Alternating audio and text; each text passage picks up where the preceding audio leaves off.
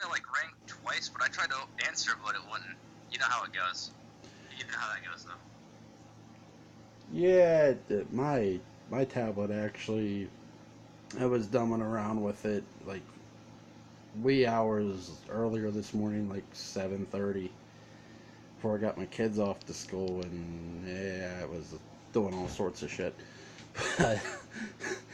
um, I'm doing a Halloween character retrospective on Resident Evil. Joining me for this Halloween character retrospective of Laurie Strode is Daniel Culver Killenberg. How you doing, man?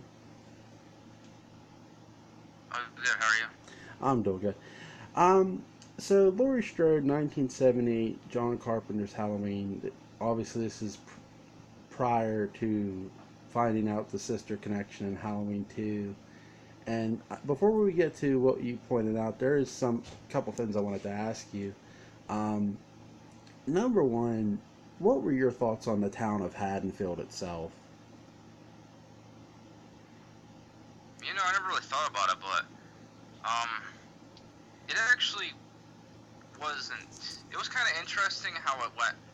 Um, from a peaceful town to like, obviously a murder, and then like, actually, be honest though, in some ways, it didn't quite make sense either, because it kind of seems like the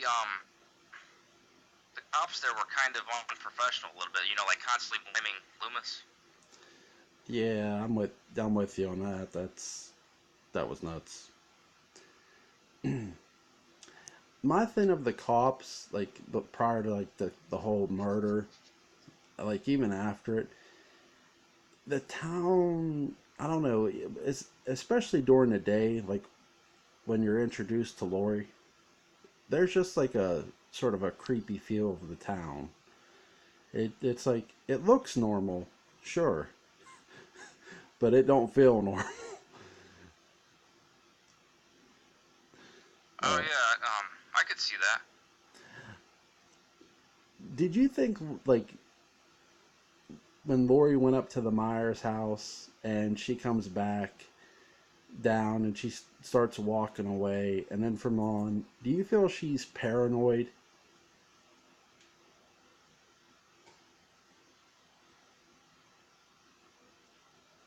Um, you mean like at the beginning, when like when she first goes up to it?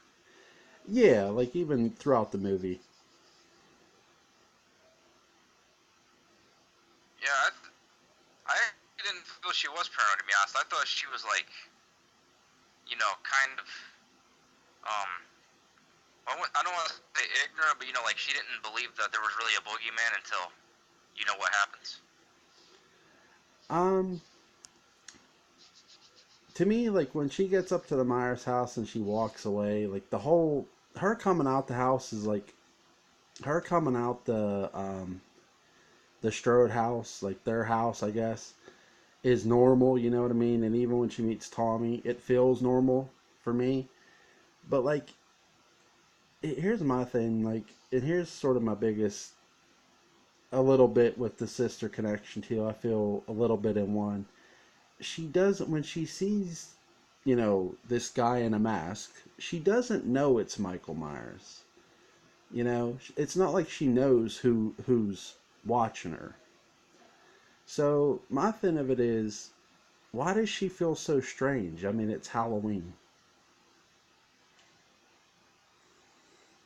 Oh yeah, that's actually a good point. Well, it might be because of like how he was acting, because he was kind of acting weird too. But that's still a good point because, of course, then again, that could be like just some jerk, messing with her, since it's Halloween, like you said. I I always thought it would be funny, like in the original Halloween, as if, and maybe they did, and we just don't know. They never said about if John Carpenter got in the costume.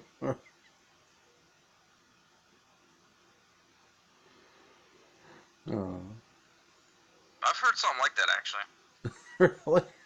I believe if he did, I believe it. I mean, that would be interesting if he did. There there's got to be like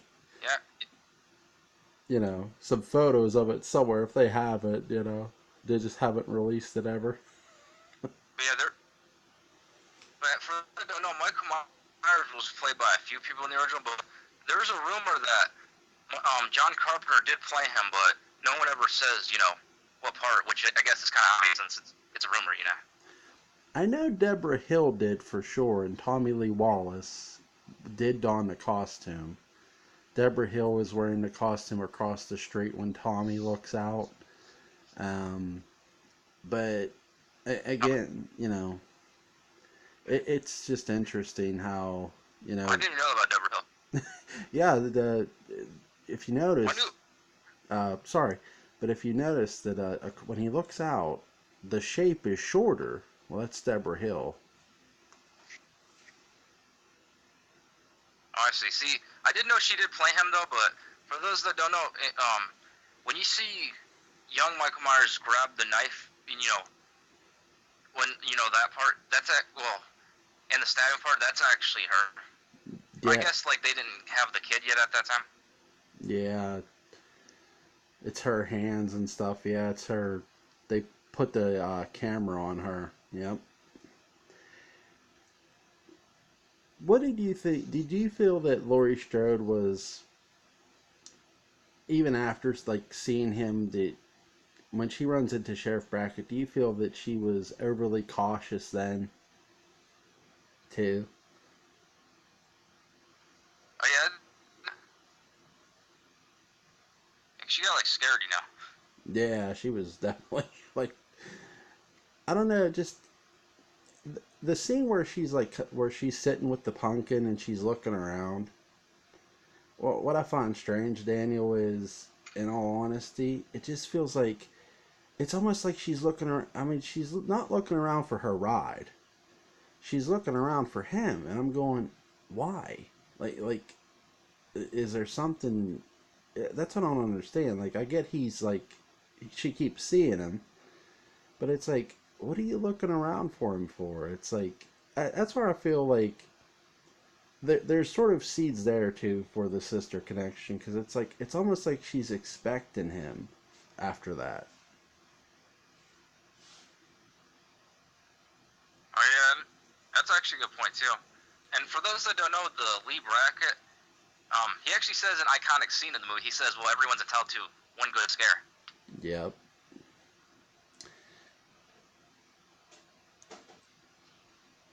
Who do you blame for the killings in 1978 John Carpenter's Halloween, Daniel, from a character standpoint? Who's at fault, man? Um,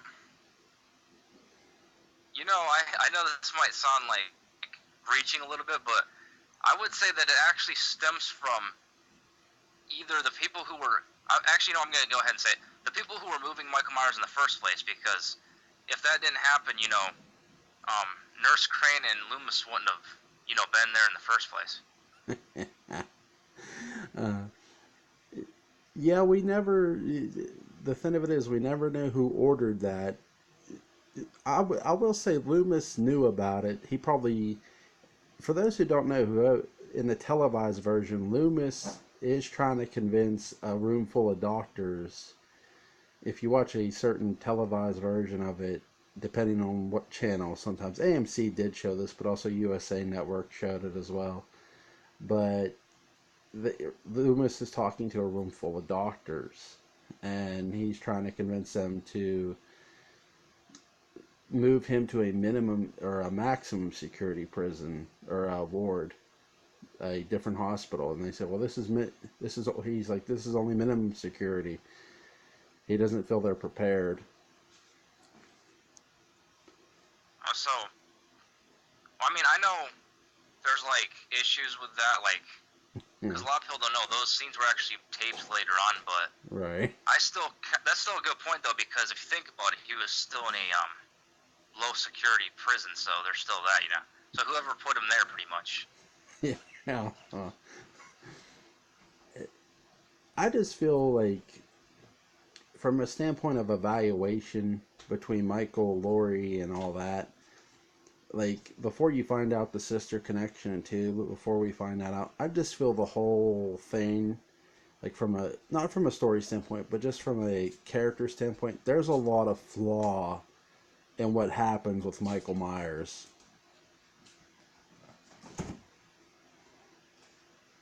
Right. Oh yeah, that's true. To be honest though, who's really to blame? I know I said like that, but thinking about it, it's really hard to say because he may have broken out even if they weren't there, you know. Yeah. Do you do you feel that they, you know, I know in two they reveal Nurse Crane reveals that the information, you know, that's Michael Myers' sister. Why do you feel they kept that from Loomis? Honestly,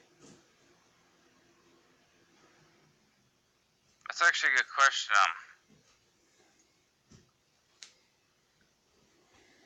You know what? Maybe if he knew she had, I mean, if he knew that Michael Myers had a sister, he would be obsessed with her too, and they were worried about that. I could see that. I think that their cover up though too is they say about that patient rehabilitation program. I think it's funny because I like to think while we know later Doctor Wynn turns heel, that some doctors, some of the quacks in that ward, in that damn hospital, felt Michael Myers wasn't beyond rehabilitation.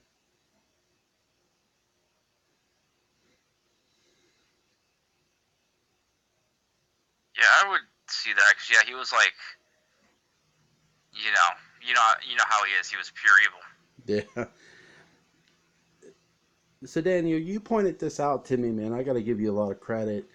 Um, Michael taking the tombstone, Judas Myers' headstone, and showing it to just Laurie. I mean, what did you think about that, man? Yeah. See, I actually thought because I didn't when I first saw it, I didn't know about the whole that not being planned until Halloween 2. So when I first saw that, I just assumed it was like him actually telling her that she's also his sister. Yeah. Did you find it strange he showed it only to her? Yeah, I find that strange too. And like I was saying, it's kind of weird because there is a sister connection. Because why would he steal his sister's tombstone and put it in a bed just to scare some girl he doesn't know?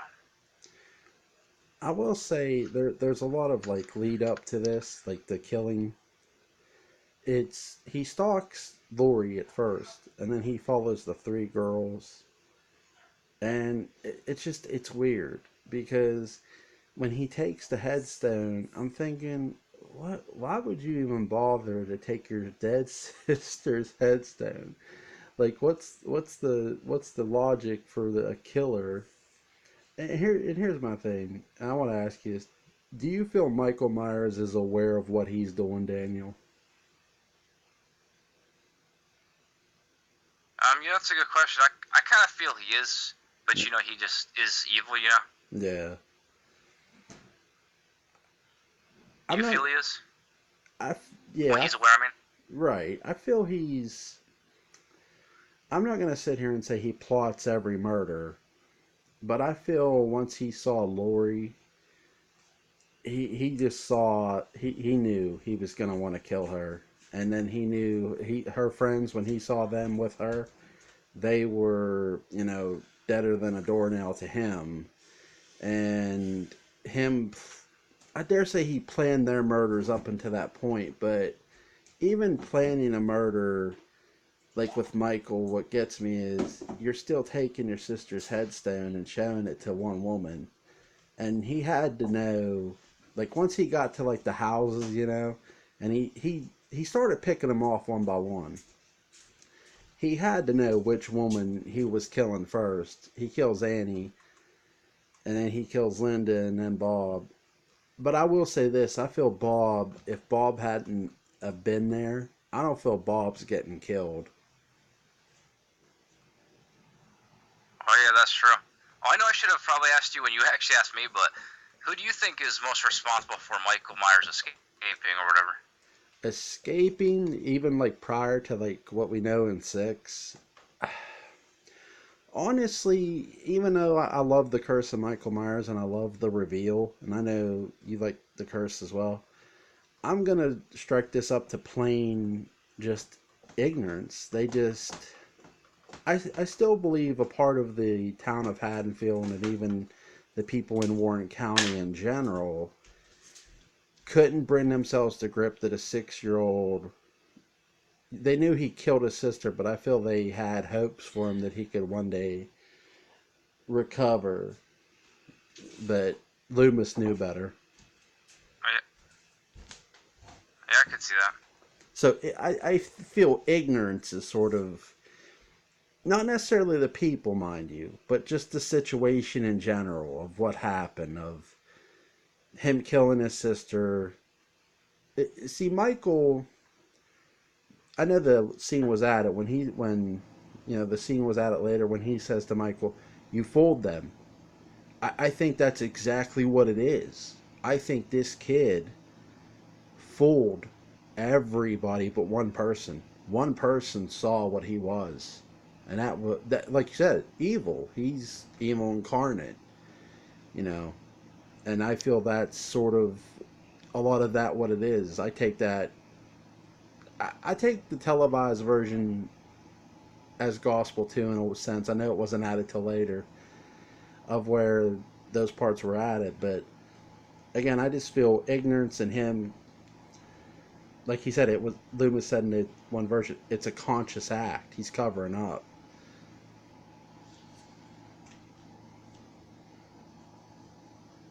Myers is to blame for all of it. Oh yeah, I would say Myers. Yeah, Myers. It's all his fault. Um, did you do you feel Laurie became self-aware of when she saw that tombstone? Do you feel she knew then that it was him, it was Myers, or no? It was Michael. I kind of think she did.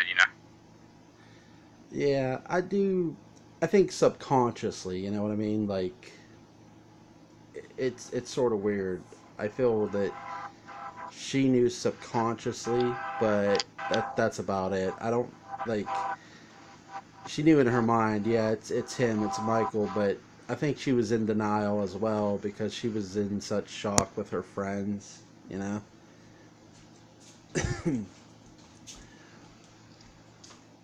Oh, what that's true. what did you think of like Oh, Annie? Sorry, okay, no, go ahead. that's fine. Now I know, as you know, Laurie. I mean, Jamie Lee Curtis played a curfew announcer in Halloween 3. Do you think it was possibly intended, well, planned originally that to actually be Laurie Strode, possibly trying to change her life or something, or even getting kidnapped, even? Um, I'm just not sure. Like, I don't know. It's tough. I think that I don't know. You got me on that one. That's a good question. Uh, I'll let you go first, and I'll think about it here for a second.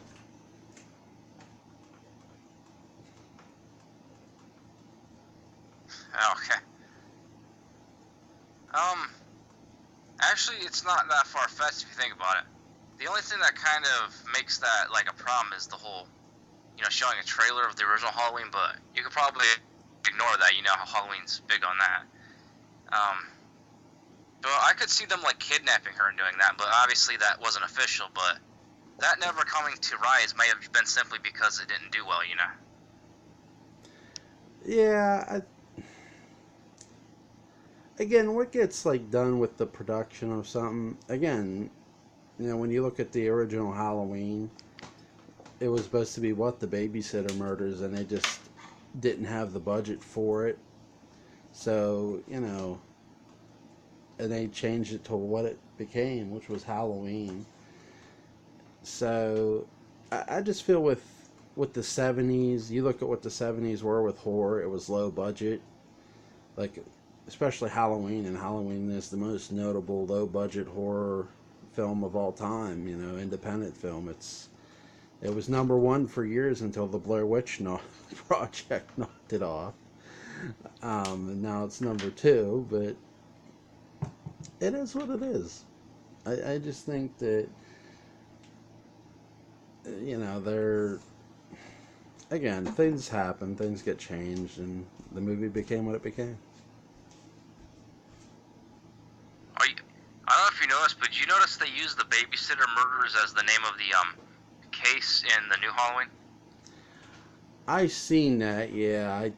I kind of figured they were going to do something like that when, again, that was Carpenter's original concept, was a guy murdering random babysitters. There was supposed to be more kills. And really, in a lot of sense, when you watch Halloween 2018, though, how many babysitters honestly get killed? Like, let's see, 2? 3 if you count the boyfriend.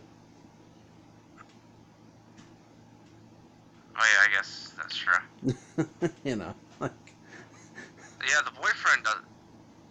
Oh, yeah, the boyfriend Bob, he's weird in my opinion. I mean, I know, I know they probably didn't mean it like this, but I thought it was weird when he says, when he was joking about taking their clothes off, then he says Lindsay's clothes off. It's like, she's like 8.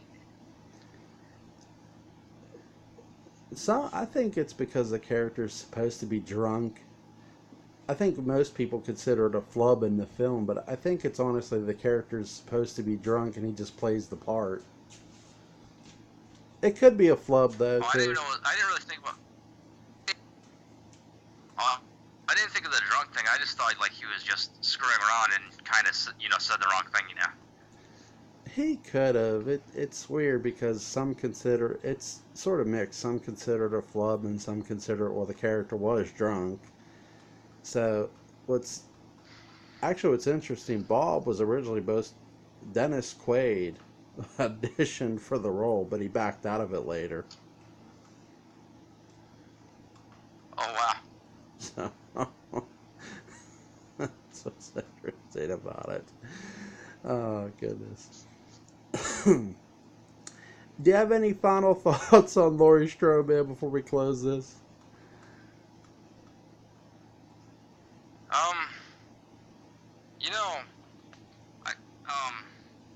I kind of wonder, well, I know this is somewhat off topic, but I wonder if in the new one they might actually, if they'll ever actually say, oh, well, it turns out that rumor was true, she was his sister after all. Oh, could you imagine how mad people would be? Considering they retconned it, yeah, I just think that, again, though, too, I did a video on this here recently. Just, they took the sister connection and they went from that to sort of Strode versus Myers, but only one member of the Strodes is actually engaging in the fight until the end. I know apparently a lot of people hate the brother-sister concept, but I actually I like it because, I don't know, I always felt like, it seems like if you bring up Michael Myers and Halloween, people think, oh, it's that guy that goes after his sister. Well, he just doesn't go after her, though, too. That's the thing. Well, that's true. I actually liked how the Thorn, where he had to kill his family members, but, that was only canon for a little bit. 6 is, again, 5 sort of lays the seed for 6 with the whole Man in Black thing. I do find it, I really enjoyed 6, the whole conclusion of it, of the Thorn.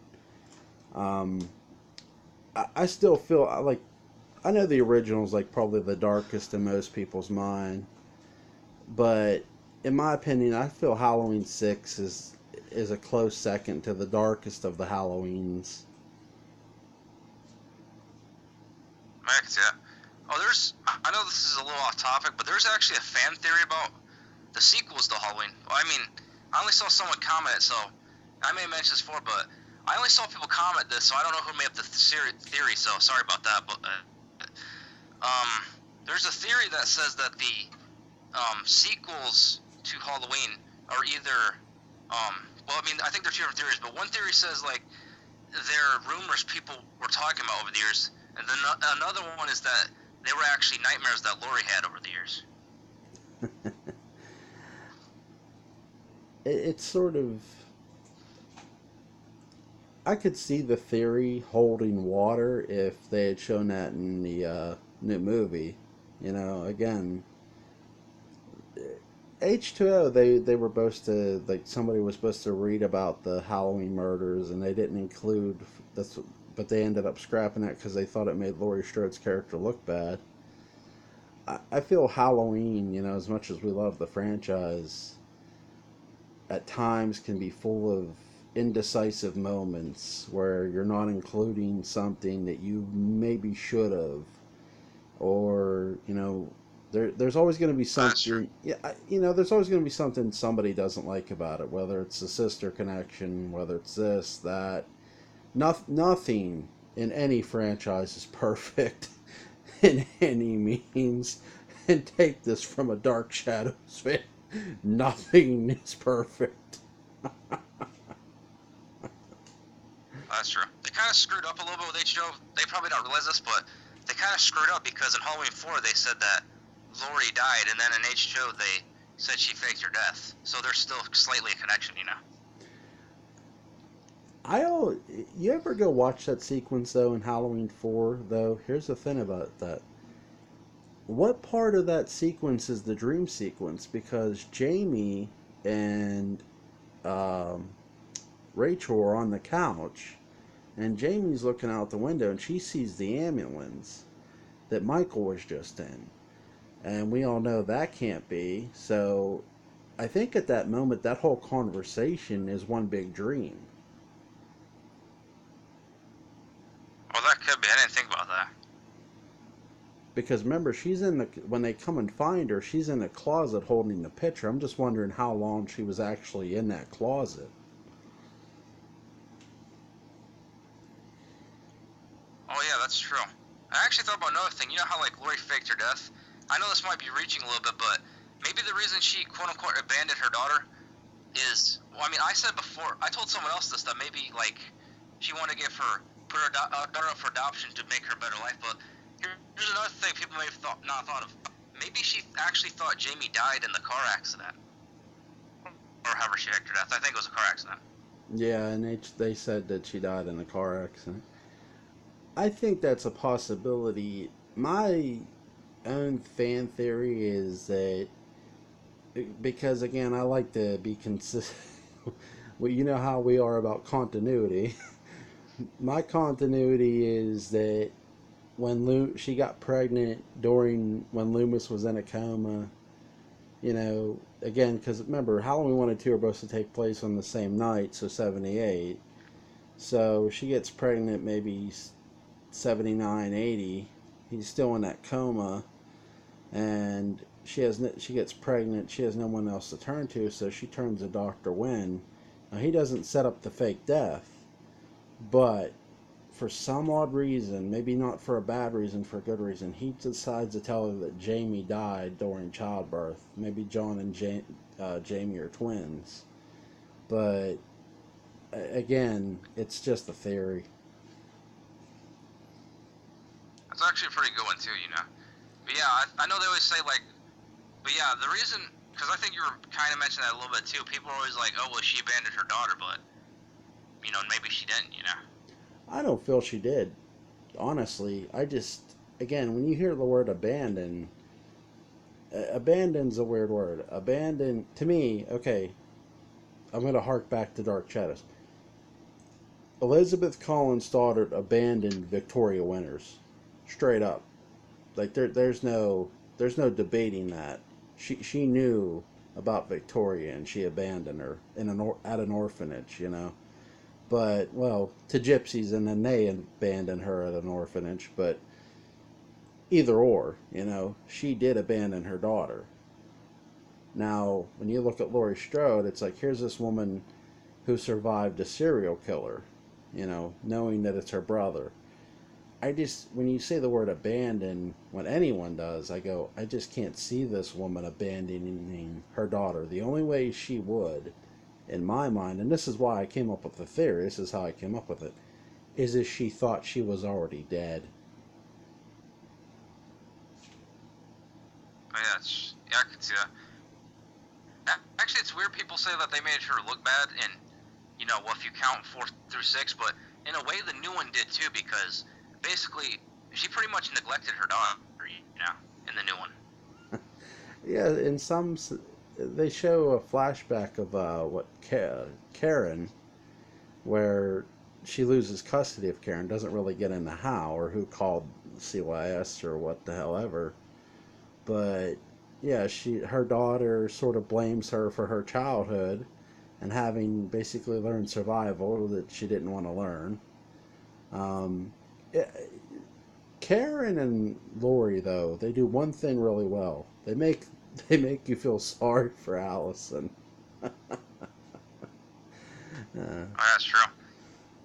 And actually, I hate to admit this, but they accidentally made an issue. I know a lot of people. I know a lot of people might be like, well, I didn't think of it this way, but see, now that they've made that, I want to see more about Karen's life. I mean, I know they talked about it, but I kind of wish there was movies about Karen growing up, like there was about Jamie and John. I mean, not really with John, but he was there as a teenager and all that.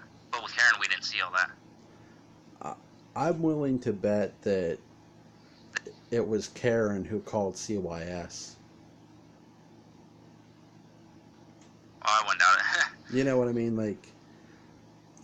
But so. But even like how her character looks, Laurie Strode, she looks like trash. And I know that's like what the character looks like, but if you think about it, it makes you wonder if she actually like showers and stuff too.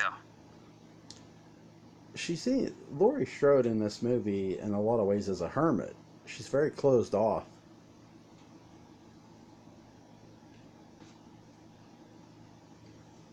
Yeah, it's true. I agree. You might already know this, but if you watch the deleted scenes, those two podcasters were actually going to be a couple originally, but I guess that's been that's not actually canon, even though some of the deleted scenes imply that it is, because they're deleted obviously. But yeah, I guess they decided to make the podcast friends. I did see the deleted scene here where they were a couple. I think either or would have worked. It didn't really matter if they were or weren't. It was something whether you have or you don't have. But yeah, I think I've talked about this before on one of your other videos, but in case I didn't, one thing that annoys me is like how there's not a flashback of Michael Myers getting arrested. We're just supposed to accept that it happened. Yeah, we're in agreement with this. And I did a video about this as well.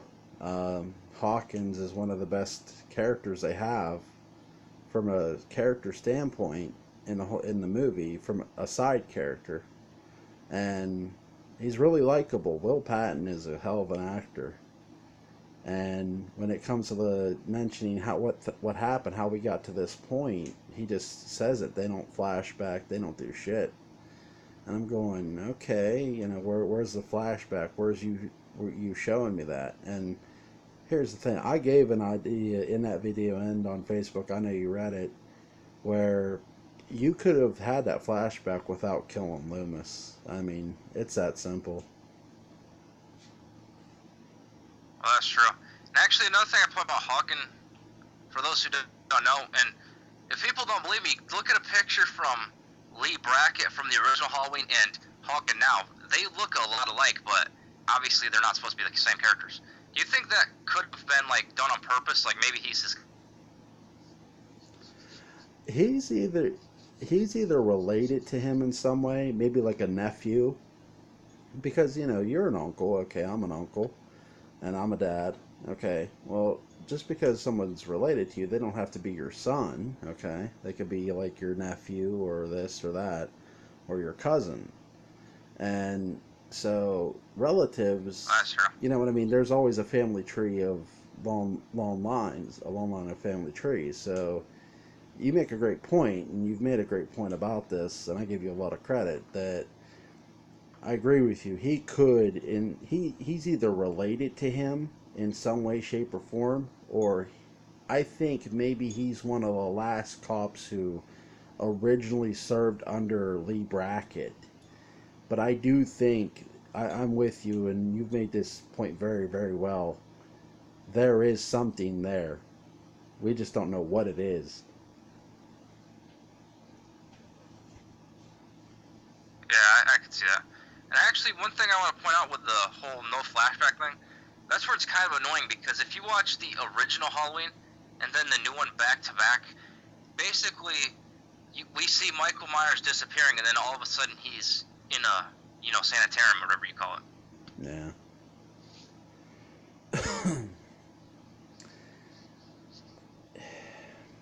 I just think that, look, this isn't the first Halloween to time jump. We know that. Okay, H2O did that. But if you're going to time jump with any film, whether it be Halloween or anything else, and I was I don't know if you listened to my, I had a Dark Shadows Ghost and Shell discussion with at I_Barnabas. Anytime you want to time jump, Dark Shadows, I said this, if they wanted to start it in 2012, okay, tell the story of the people living there, but when Barnabas comes, when he knocks on that door at night, tell me how he got to that point. Show it to me. Oh yeah, I agree with you on there because, like I said, we basically see Michael Myers disappear, then all of a sudden he was arrested at some point, but we never see when he was arrested. Yeah, and I do. It's not that I'm calling complete bullshit on Hawkins. This isn't Alice here, okay? But Yeah. I can't fully accept his story because I don't see it. I'm not seeing what had happened. He's just telling me something had happened. And to give to further Oh allude, yeah. to allude what we were talking about, my suggestion was, and I did this as soon as I watched the film in theater, which was show Brackett and Loomis following the blood trail, where have Loomis come out the house, sort of repeat the lines from Halloween 2, I shot him 6 times, which is believable. I could see Loomis still saying that. And so they find the blood together instead of Loomis just finding it by himself, how he did in Halloween 2. And they follow the blood trail in the car, sort of. They're sort of following the blood trail. And there's the cops have been called by the kids, so not only has Brackett been notified, but other people are being notified. And you hear this thing say, attention all units. They give the address of where it happened, and you see that's where you meet Hawkins. You meet him driving, and he sees this man in a mask, and it's Michael. He says, freeze. Well, Loomis and them get there right about the same time, and Loomis he doesn't have the gun reloaded. He's reloading the gun to kill Myers, to shoot him in the head. What he said about it on the tape.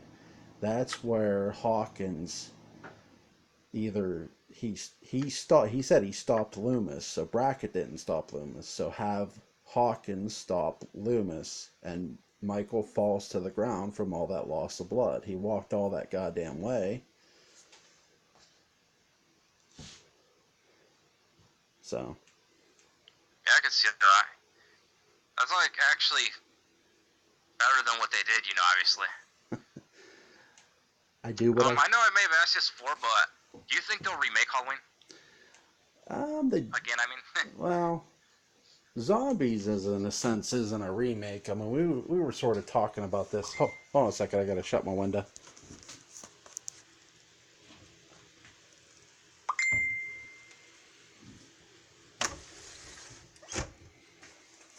But yeah, I don't think Zombies is really a remake. It's more his twisted version. I think eventually they'll remake Halloween after, Yeah. I think it gets remade whenever they end this series. Honestly, I think whenever they end Was this series they're doing, I think we just get a remake. actually it's kind of funny you say that about the Rob Zombie because for those that don't know, I think Jewel does know, but in case he doesn't, I like I like to think of Rob Zombie's version as a fan fiction. Bravo, bravo.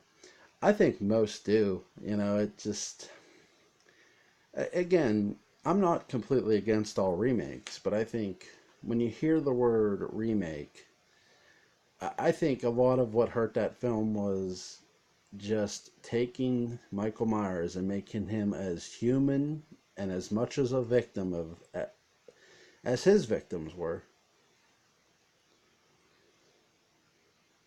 Yeah, I wasn't really a fan of that either because one of the reasons Mike Myers was scary is he didn't have a bad home life.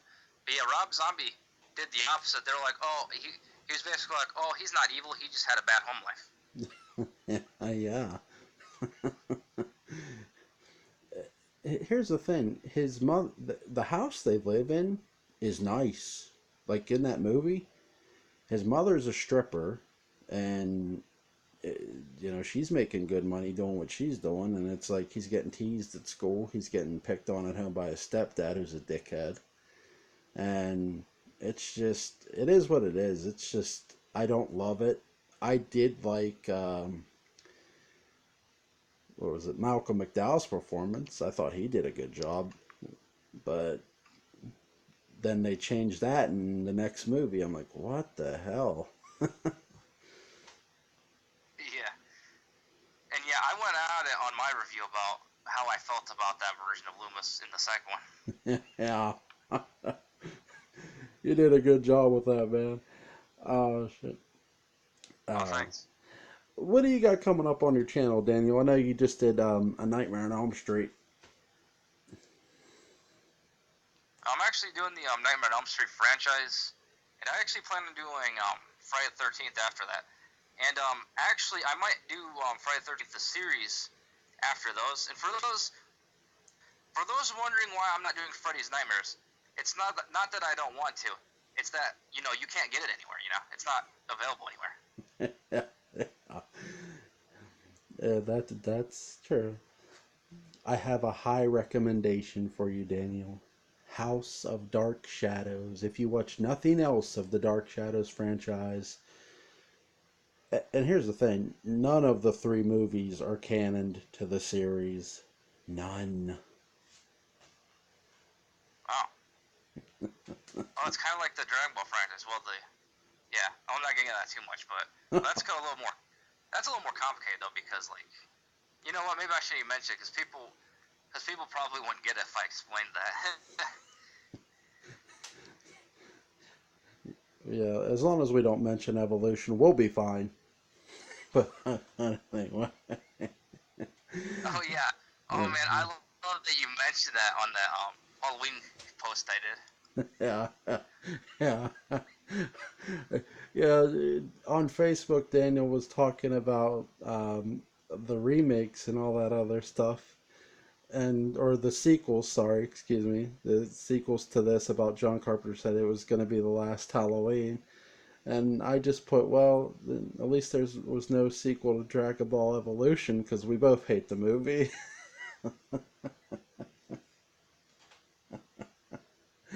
uh, Yeah, that movie sucks. it In fact, I don't know if I should admit this, but you know how I did that video that said why I can't stand the Resident Evil movies? I actually thought about doing a follow up about Dragon Ball Evolution specifically, but I wasn't sure since I already did a review about it. Hey, are you gonna review the Broly movie, or did you already do it? I might after I review Super, but I'm not sure. Okay. Please tag me in it when you do, definitely for sure. So yeah, this has been our Laurie Strode retrospective.